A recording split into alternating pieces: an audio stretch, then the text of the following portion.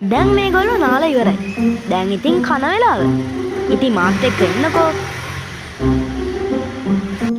යන්නේ ඔන්න ඉතින් අදුමෙන් මේ ඇවිල්ලා ඉන්නේ පින්නවල අලියන අතගාගෙන. ඉතින් මාත් එක්ක එන්නකෝ. මේ මෙතන ඉන්න අලි ගහන්න.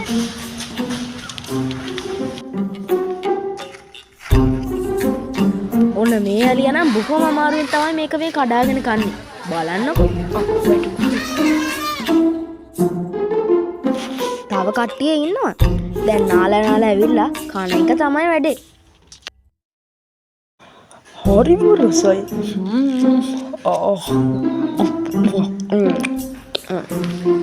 යානම් කොහොම හරි කොටේ කඩා ගන්නවා වගේ.